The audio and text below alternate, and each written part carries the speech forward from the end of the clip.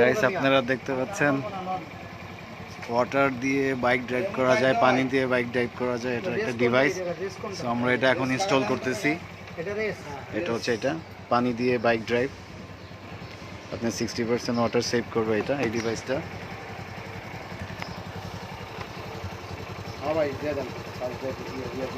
এই ডিভাইসটার একটু কার্যকারিতা বর্ণনা করেন ভাইয়া। রিপন ভাই বলতে থাকেন আপনি। বলেন শুনতেছি। এই ডিভাইসটা হচ্ছে মূলত আমাদের গাড়ির যে কার্বন আছে, গাড়িতে কোনো ধরনের কার্বন জমতে দিবে না, যে কারণে আমাদের ইঞ্জিনের যে পিস্টনটা আছে পিস্টনটা ভালো থাকবে এবং আপনার বাইকের অন্যান্য যে মেনটেন্যান্স খরচ আছে সেটা কমাবে। আপনার গাড়ির প্লাগে কোনো ময়লা জমবে না। আর আরেকটা বড় অ্যাডভান্টেজ আপনি পাচ্ছেন সেটা হচ্ছে আপনার পিক আপটা খুব ভালো থাকবে। আমাদের যে আমরা যারা বাইক চালাই আমাদের সবার একটা কমন কমপ্লেন থাকে যে কিছুদিন পর পর পিক আপটা হার্ড হয়ে যায়।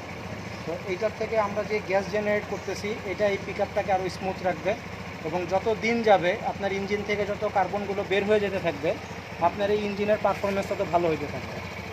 আর আরেকটা অ্যাডিশনাল অ্যাডভান্টেজ হচ্ছে সেটা আমরা এইটা দিয়ে আমরা মাইলেজ বেশি পাবো। আমরা সর্বনিম্ন 8 থেকে 10 কিলোমিটার পর্যন্ত পার লিটারে আমরা আশা করি যে বেশি পাবো। আর যদি গাড়ির পিস্টন, ইঞ্জিন, ড্রাইভিংয়ের যদি রাস্তা সব কিছু স্মুথ থাকে তাহলে পারফরমেন্স আরও ভালো পাওয়া যায়। এখন কি ওটা দিয়ে গ্যাস জেনারেট হচ্ছে? জি, এটা দিয়ে গ্যাস জেনারেট হচ্ছে। আপনার এই যে দেখেন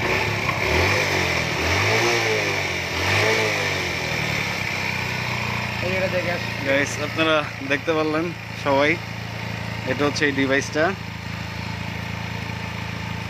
HO কিট। সো আর ওইটা একটা পানি, তাই না?